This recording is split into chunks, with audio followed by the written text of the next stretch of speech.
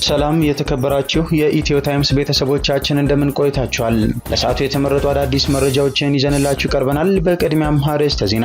በአማራ ክልል ሰሜን ሸዋ ዞን የአየር ወለድ ክፍለ ጦር በሰላምና ጸጥታ ዙሪያ ከመንግስት ሰራተኞች ጋር ውይይት አድርጓል። በውይይቱ ፋኖ የፖለቲካ መርህ የሌለው ህፃናትን ትምህርት የሚከለክል፣ ምሁራንን የሚገድልና የሚያፍን፣ ሰብአዊነት የማይሰማው በራሱ ህዝብ ላይ የሚጨክን መሆኑ የተገለጸ ሲሆን የሰላም አማራጭን ተጠቅሞ እጁን ለመከላከያ ሰራዊት መስጠት እንዳለበትና የሰላም ተባባሪ መሆን እንደሚገባው ተመላክቷል። ተጨማሪ አለን።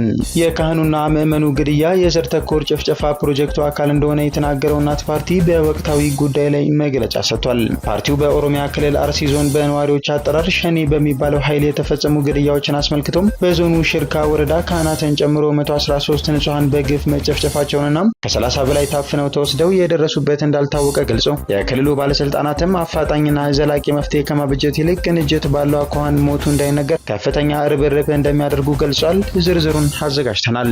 ዴሞክራሲያዊ ስምረት ትግራይ ፓርቲ የመጀመሪያ ስብሰባውን በትናንትናው ዕለት በአዲስ አበባ ከተማ ማካሄዱ ተነገረ። የቀድሞው የክልሉ ጊዜያዊ ፕሬዝዳንት አቶ ጌታቸው ረዳን ጨምሮ የፓርቲው መስራቾች በስብሰባው ላይ መገኘታቸው ተሰምቷል። በስብሰባው የሀገሪቱ ነባራዊ ሁኔታ ግምገማ፣ የፓርቲው ረቂቅ ፕሮግራም፣ መተዳደሪያ ደንብ፣ ማኒፌስቶ ዙሪያና ቀጣይ አቅጣጫዎች ላይ ውይይት ተደርጓል። ሌላኛው መረጃችን ነው። በሄሜት የሚመራው የሱዳን ፈጥኖ ደራሽ ጦር በሚፈጽመው የድሮን ጥቃት ምክንያት የሱዳን ወታደራዊ መሪ አልቡርሃን ሁሉንም ወታደራዊ አየር ኃይሉን ወደ ኤርትራ ልኳል ተባለ። የሱዳን ፈጥኖ ደራሽ ጦር ኤርትራ በሱዳን የውስጥ ጉዳይ ውስጥ በመግባት ጦራችንን ወግታለች ያለ ሲሆን ያለ ኃይላችንን አሰባስበን በኤርትራ ላይ እርምጃ እንወስዳለን የሚል ዛቻ ማቅረቡ ይታወሳል። ዝርዝሩን የምናስደምጣችሁ ይሆናል። በኢትዮጵያና ደቡብ ሱዳን ድንበር ላይ ባለው ግጭት ሳቢያ በኑዌር ዞን የሚገኙ ነዋሪዎች መፈናቀላቸውና በተለይም ሴቶችና ህጻናት ችግር ላይ መሆናቸው ተገለጸ። በአካባቢው ባለው አለመረጋጋት ምክንያት በአሁኑ ወቅት ምንም አይነት ስራ እየተሰራ አለመሆኑና በድንበሩ አቅራቢያ የሚገኙ ቀበሌዎች በሙሉ በመፍረሳቸው ለመፈናቀላቸው ምክንያት መሆኑ ነው የተመላከተው። ተጨማሪ አዘጋጅተናል። በኢትዮጵያ የተጀመሩ የመንገድ ፕሮጀክቶችን ለማጠናቀቅ እስከ 1.5 ትሪሊዮን የሚገመት ሀብት እንደሚያስፈልግ የገንዘብ ሚኒስትር ዴኤታው በህዝብ ተወካዮች ምክር ቤት በተካሄደው 4ኛ ዓመት የስራ ዘመን 33ኛ መደበኛ ስብሰባ ላይ ገለጹ። የምክር ቤት አባላቱ የመንገድ መሰረተ ልማቶችን ለማስፋፋት ከአጋር የልማት ድርጅቶች ሀብት የማሰባሰብ ስራ በስፋት ሊሰራ እንደሚገባ ያነሱ ሲሆን የገንዘብ ሚኒስትር ዴኤታው የሀገር ውስጥ ገቢን ለማሳደግና ከልማት አጋሮች ሀብት ማሰባሰቡን አጠናክረን እንቀጥላለን ሲሉ ተናግረዋል። ሙሉ መረጃውን አጠናክረናል። የኢትዮጵያ ብሔራዊ ምርጫ ቦርድ በ7ኛው ሀገራዊ ምርጫ ላይ መራጮችና እጩዎች ካሉበት ሆኖ በኦንላይን መመዝገብ የሚችሉበትን ሶፍትዌር ማበልጸጉን አስታወቀም። ሂደቱ ኢትዮጵያ በምርጫ ስርዓቷ አንድ እርምጃ ወደፊት መራመድ የሚያስችላት ከመሆኑ ባለፈም በምርጫው ሂደት ላይ ግልጽነትና ተጠያቂነትን ለማስፈን ያስችላል ተብሏል። ሌላኛው የምናስደምጣችሁ መረጃችን ነው። ወደ ኢትዮ ታይምስ ቤተሰቦቻችን እነዚህንና ሌሎችም ያልተሰሙ አዳዲስ መረጃዎችን ለማድመጥ እስከ መጨረሻው ድረስ ላይክ፣ ሼር እና ሰብስክራይብ በማድረግ አብራችሁን እንድትቆዩ በታላቅ አክብሮት እንጋብዛለን። ሰባተኛው ሀገራዊ ምርጫ እጩዎችና አመራጮች በኦንላይን መመዝገብ የሚችሉበት ሶፍትዌር ተዘጋጀ።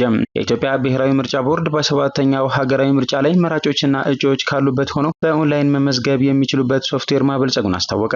የቦርዱ ሰብሳቢ ሚላትወርቅ ኃይሉ ያለፉት 6 የኢትዮጵያ የምርጫ ሂደቶች ማኑዋል እንደነበሩ ጠቅሰው በሰባተኛው ሀገራዊ ምርጫ መራጮችም ሆኑ እጩዎች ካሉበት ሆነው በኦንላይን መመዝገብ የሚችሉበትን ሶፍትዌር ማበልጸግ መቻሉን አስታውቀዋል። ሰብሳቢዋ ይህንን ያሉት በዛሬው ዕለት በቴክኖሎጂ አስተዳደር ስርዓት ላይ ቦርዱ ከፖለቲካ ፓርቲዎች ጋር ባደረገው ውይይት ነው። ወይዘሮ ሚላትወርቅ ሂደቱ ኢትዮጵያ በምርጫ ስርዓቷ አንድ እርምጃ ወደፊት መራመድ የሚያስችላት ከመሆኑ ባለፈም በምርጫው ሂደት ላይ ግልጽነትና ተጠያቂነትን ለማስፈን ያስችላል ብለዋል። የውይይቱ ተሳታፊ የፖለቲካ ፓርቲዎች በበኩላቸው ሶፍትዌሩ ጊዜ ቆጣቢና እንግልት የሚቀንስ መሆኑን ጠቅሰው ለግልጽነትና ለተጠያቂነት ምቹ መደላድል እንደሚፈጥር ተናግረዋል። ባሳለፍነው ወር ቦርዱ ለ7ኛው ዙር ሀገራዊ ምርጫ 2ኛ ዙር የምርጫ ጣቢያዎችን በዲጂታል ሲስተም የመመዝገብ ስራ ማከናወኑን ማስታወቁ ይታወሳል። ቦርዱ ለ7ኛው ዙር ሀገራዊ ምርጫ የተለያዩ የቅድመ ዝግጅት ስራዎችን በማከናወን ላይ መሆኑን ገልጾ ከዚህ በፊት ከተካሄዱት ምርጫዎች በአፈጻጸም ቀልጣፋና ጊዜው የሚጠይቀውን ዘመናዊነት እየተከተለ ለማድረግ እየተሰራ መሆኑን ጠቁሟል።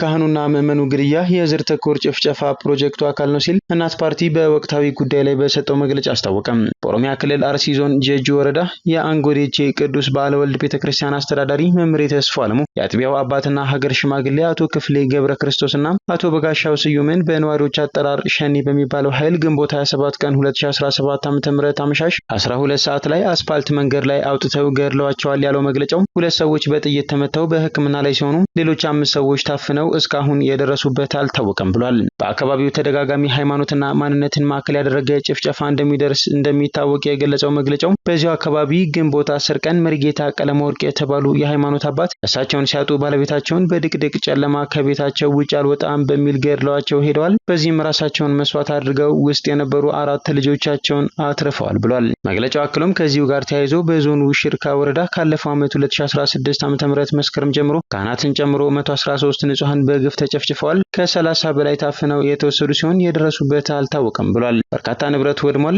የእርሻ ከብቶች የሆኑ ከ80 በላይ ጥማር ተዘርፏል። ሃይማኖትን ለይተው ነው ጭፍጨፋ የተካሄደው። አሁን አካባቢው ትንሽ ሰላም ቢመስልም ሞት ያንዣበበበት ነው ይላሉ የአካባቢው ነዋሪዎች በስጋት ተውጠው ሲል ገልጿል። እንደ ብዙ አካባቢዎች ሁሉ አርሲ ዞን የእልቂት ምድር ከሆነ እንደሰነባበተ ያስታወቀው መግለጫው የመንግስትንም የሚዲያም ትኩረት የተነፈገው አካባቢው በነጋ ቁጥር አዲስ እልቂት እያዋለደ ቀጥሏል። የክልሉ ባለስልጣናትም አፋጣኝና ዘላቂ መፍትሄ ከማብጀት ይልቅ ቅንጅት ባለው አኳኋን ሞቱ እንዳይነገር ከፍተኛ ርብርብ ያደርጋሉ ብሏል። እናት ፓርቲ በመግለጫው እንዳስታወቀው በፓርቲያችን እምነት በአካባቢው የሚፈጸመው ጭፍጨፋ ሃይማኖትንና ማንነትን ማዕከል ያደረገ የተቀናጀ ዘር ማሳሳት ጭፍጨፋ ነው። ይህም ቢዘገይ እንጂ አንድ ቀን ዓለም አቀፍ የህግ ተጠያቂነት ጭምር ማስከተሉ አይቀሬ ነው ብሏል። ፓርቲው ባወጣው መግለጫ ለሞቱት ልባዊ ሀዘኑን እየገለጸ ለቤተሰቦቻቸውም መጽናናትን እንደሚመኝ አስታውቋል። በስተመጨረሻም ታፍነው የተወሰዱ ንጹሃን ያለምንም ቅድመ ሁኔታ እንዲፈቱ ጥያቄውን አቅርቧል።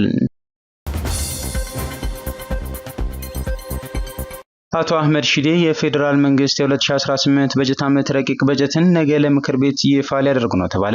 የኢትዮጵያ ፌዴራላዊ ዲሞክራሲያዊ ሪፐብሊክ 6ኛው የህዝብ ተወካዮች ምክር ቤት 4ኛ ዓመት የሥራ ዘመን 35ኛ መደበኛ ስብሰባውን ማክሰኞ ሰኔ 3 ቀን 2017 ዓ.ም ከጠዋቱ 2 ሰዓት ተኩል ጀምሮ በምክር ቤቱ የመሰብሰቢያ አዳራሽ ያካሂዳል። በስብሰባውም የምክር ቤቱን 4ኛ ዓመት የሥራ ዘመን 34ኛ መደበኛ ስብሰባ ቃለ ጉባኤ ተመርምሮ እንደሚጸድቅና የገንዘብ ሚኒስቴር አቶ አህመድ ሺዴ የፌዴራል መንግስት የ2018 በጀት ዓመት ረቂቅ በጀትን በተመለከተ በሚያቀርቡት የበጀት መግለጫ ላይ በመወያየት ረቂቅ የበጀት አዋጁን ለዝርዝር እይታ ለፕላን በጀትና ፋይናንስ ጉዳዮች ቋሚ ኮሚቴ መምራት መሆናቸውን ምክር ቤቱ አመላክቷል። በአክሱም ከተማ ለእስር የተዳረጉት የቲቢኤስ ቴሌቪዥን የቀረጻ ባለሙያዎች እንዲፈቱ የትግራይ ጋዜጠኞች ማህበር ጠየቀ። የትግራይ ጋዜጠኞች ማህበር በአክሱም ከተማ ለቀረጻ የተጓዙ 2 የትግራይ ብሮድካስቲንግ ሰርቪስ ቲቢኤስ ቴሌቪዥን የካሜራ ባለሙያዎች በከተማዋ ለእስር መዳረጋቸውን ጠቁሞ በአፋጣኝ እንዲለቀቁ ሲል ጥሪ አቀረበ። በትግርኛ ቋንቋ የሚተላለፈው የቴሌቪዥን ጣቢያው 2 የካሜራ ባለሙያተኞቹ በአክሱም ከተማ ስላለው የመልካም አስተዳደር ችግር ለመዘገብ ወደ ከተማዋ መግባታቸውንና ወዲያውኑ ለእስር መዳረጋቸውን አስታውቋል። ማህበሩ ትናንትና ሰኔ 1 ቀን 2017 ዓ.ም ባወጣው መግለጫ ጋዜጠኞች መረጃ ለማግኘት በነጻነት የመንቀሳቀስ መብት አላቸው ሲል በማስታወቅ የቀረጻ ባለሙያዎቹ እስር ይህንን መብት የሚጋፋ ነው ሲል ገልጿል። የቀረጻ ባለሙያዎቹ እስርን የኮነነው ማህበሩ የሚመለከታቸው በየደረጃው ያሉ የክልሉ የጸጥታና የመንግስት አካላት የካሜራ ባለሙያዎቹ እንዲፈቱ ሊሰሩ ይገባል ሲል አሳስቧል። የሚዲያ ባለሙያዎችን ማሰር ወትሮም ቢሆን ምንም መሰረት ባልያዘውና ጠባብ የሆነውን የክልሉ የዲሞክራሲ ምህዳርን አደጋ ላይ የሚጥል ነው ሲል አስጠንቅቋል። የመገናኛ ብዙሃን የክልሉን የዲሞክራሲ ምህዳር ለማስፋት የበኩላቸውን እንዲወጡ የደህንነት ከለላ ሊሰጣቸው ይገባል ብሏል። በክልሉ ሐሳብን በነጻነት የመግለጽን መብት ለማፈን የሚንቀሳቀሱ አካላትን መንግስት አስፈላጊውን ማጣራት በማድረግ እርምጃ እንዲወስድባቸውም ሲል ጠይቋል። የተጀመሩ የመንገድ ፕሮጀክቶችን ለማጠናቀቅ እስከ 1.5 ትሪሊዮን የሚገመት ሀብት ያስፈልጋል ተባለ። በኢትዮጵያ የተጀመሩ የመንገድ ፕሮጀክቶችን ለማጠናቀቅ እስከ 1.5 ትሪሊዮን የሚገመት ሀብት እንደሚያስፈልግ የገንዘብ ሚኒስትር ዴኤታ ኢዮብ ተካልኝ ገለጹ። የገንዘብ ሚኒስትር ዴኤታው ኢዮብ ይህንን ያሉት በህዝብ ተወካዮች ምክር ቤት በተካሄደው 4ኛ ዓመት የሥራ ዘመን 33ኛ መደበኛ ስብሰባ ላይ ነው። የምክር ቤት አባላቱ በሀገሪቱ ለተጀመሩት የመንገድ ፕሮጀክቶች ትልቅ ማነቆ የሆነውን በጀት መፍታት የሚያስችል የብድር ስምምነቶችን ገንዘብ ሚኒስቴር ሊያመጣ ሊያመጣ እንደሚገባ ጠይቀዋል። በተጨማሪም የመንገድ መሰረተ ልማቶችን ለማስፋፋት ከአጋር የልማት ድርጅቶች ሀብት የማሰባሰብ ስራ በስፋት ሊሰራ እንደሚገባም በምክር ቤት አባላቱ አንስተዋል። የገንዘብ ሚኒስትር ዴኤታ ኢዮብ ተካልኝ ከምክር ቤት አባላት ለተነሱ ጥያቄዎች በሰጡት ምላሽና ማብራሪያ ከተለያዩ የብድር አቅራቢ ተቋማት በተገኘ ብድርና ከልማት አጋሮች በተገኘ ድጋፍ በርካታ መንገዶች እየተሰሩ መሆኑን ተናግረዋል። ሆኖም በምክር ቤቱ በቂ አይደለም የተባለውን በመውሰድ የሀገር ውስጥ ገቢን ለማሳደግና ከልማት አጋሮች ሀብት ማሰባሰቡን አጠናክረን እንቀጥላለን ሲሉ ተናግረዋል። አጠቃላይ እንደ ሀገር የተጀመሩትን የመንገድ ፕሮጀክቶች ለማጠናቀቅ ከ1.3 ትሪሊዮን እስከ 1.5 ትሪሊዮን የሚገመት ሀብት እንደሚያስፈልግ አስታውቀዋል። ችግሩን ለመፍታት የገንዘብ ሚኒስቴር ከሚመለከታቸው ባለድርሻ አካላት ጋር ውይይት ማድረጉን አንስተው ዘርፉን ለማሳደግ የመንግስትና የግሉን ዘርፍ አጋርነት ያስፈልጋል ብለዋል። በኢትዮጵያና ደቡብ ሱዳን ድንበር ላይ ባለው ግጭት ሳቢያ መኖራቸው በመፍረሱ ነዋሪዎች መፈናቀላቸው ተገለጸ።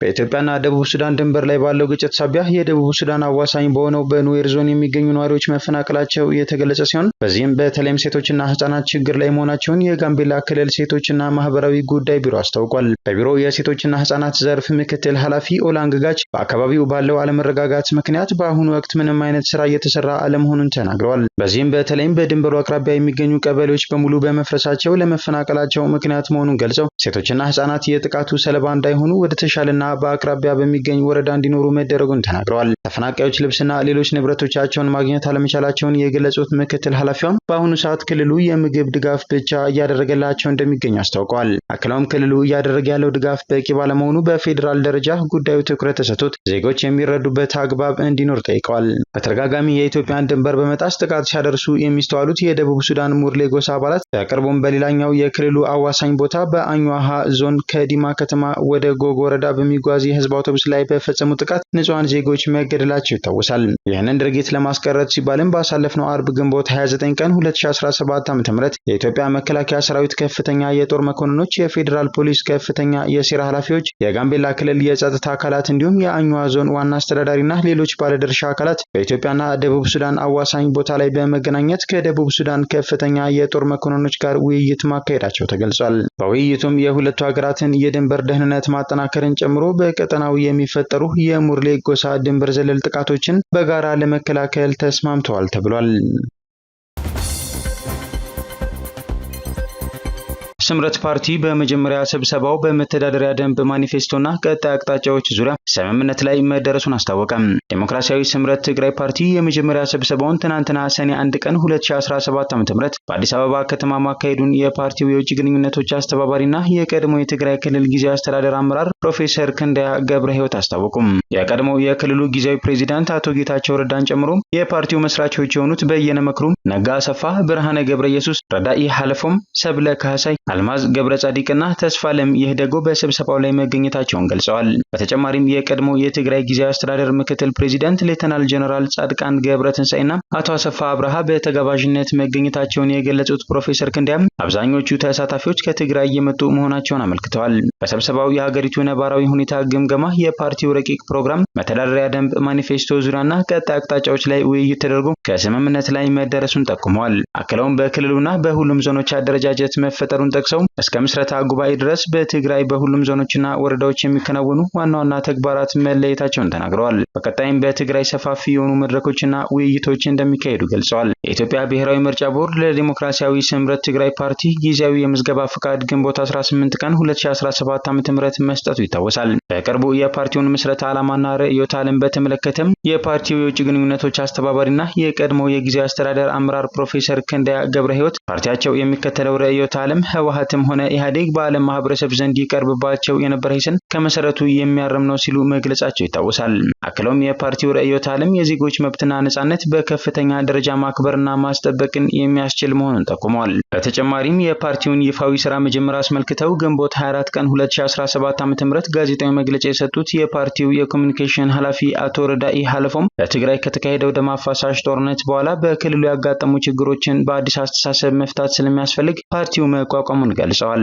በዚህም ዲሞክራሲያዊ ስምረት ትግራይ ፓርቲ ዋና ጽህፈት ቤቱን በመቀለ እንደሚያደርግና በቀጣይ አንድ ወር ውስጥ ከክልል እስከ ቀበሌ ያሉ አደረጃጀቶችን በመፍጠር እንዲሁም የፓርቲውን አባላት ምልመላ እንደሚያካሂድ አመላክተዋል። ፓርቲው አዲስ አበባን ጨምሮ በተለያዩ አካባቢዎች አደረጃጀቶችን እንደሚፈጥር ጠቅሰው እነዚህ እንቅስቃሴዎች ከተጠናቀቁ በኋላ አንድ ወር ተኩል በሚሆን ጊዜ ውስጥ በትግራይ መስራች ጉባኤውን ለማካሄድ ማሰቡን ጠቁመዋል።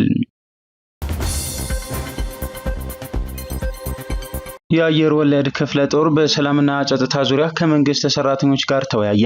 በአማራ ክልል ሰሜን ሸዋ ዞን የአየር ወለድ ክፍለ ጦር በሰላምና ጸጥታ ዙሪያ ከመንግስት ሰራተኞች ጋር ውይይት አድርጓል። ውይይቱን የመሩት የአየር ወለድ ክፍለ ጦር ዋና አዛዥ ኮሎኔል አለም ለገሰ የፋኖ ኃይል የፖለቲካ መርህ የሌለው ለአማራ ህዝብ ታገላለሁ እያለ ህፃናትን ትምህርት የሚከለክል ምሁራንን የሚገድልና የሚያፍን ሰብአዊነት የማይሰማው በራሱ ህዝብ ላይ የሚጨክን ቡድን ነው ብለዋል። ጫካ የገባው ቡድን የሰላም አማራጭን ተጠቅሞ እጁን ለመከላከያ ሰራዊት መስጠት እንዳለበትና የሰላም ተባባሪ መሆን እንደሚገባው አመላክተዋል። በውይይቱ ላይ የተገኙት የሸዋሮቢት ከተማ ምክትል ከንቲባ አቶ የማታው ታመነ በክልሉ የተፈጠረው የጸጥታ መደፍረስ እንደሳቸው ገለጻ የጽንፈኝነት አስተሳሰብ ባላቸው የሰላም ጸር በሆኑ ቡድኖች መሆኑን ገልጸው የኋላ ቀር አስተሳሰብ ህዝቡን ወዳልተገባ ስቃይ እያስገባው እንደሆነ አንስተዋል። አቶ የማታው አሁን የተገኘውን አንጻራዊ ሰላም ተጠቅመን የጀመርናቸውን የልማት ስራዎች በአጭር ጊዜ ለመጨረስ እጅና ጓንት ሆነን በጋራ ልንሰራ ይገባል ብለዋል። ተወያዮቹ በበኩላቸው የፋኖ ቡድን የአማራን ህዝብ የማይወክል እርስ በራሱ የሚባላ ቡድን መሆኑን ገልጸው መንግስት ቡድኑ ላይ እርምጃውን አጠናክሮ ሊቀጥል እንደሚገባ ሀሳብ ሰጥተዋል። የሱዳን ወታደራዊ መሪ አልቡርሃን ሁሉንም ወታደራዊ አየር ኃይሉን ወደ ኤርትራ ልኳል። አልቡርሃን ወታደራዊ አየር ኃይሉን ወደ ኤርትራ የላከው በሂመቲ የሚመራው የሱዳን ፈጥኖ ደራሽ ጦር በሚፈጽመው የድሮን ጥቃት ሳቢያ መሆኑን መረጃዎች ያመለክታሉ። የሱዳን ፈጥኖ ደራሽ ጦር ኤርትራ በሱዳን የውስጥ ጉዳይ ውስጥ በመግባት ጦራችንን ወግታለች ያለ ሲሆን ያለ ኃይላችንን አሰባስበን በኤርትራ ላይ እርምጃ እንወስዳለን የሚል ዛቻ ማቅረቡ ይታወሳል።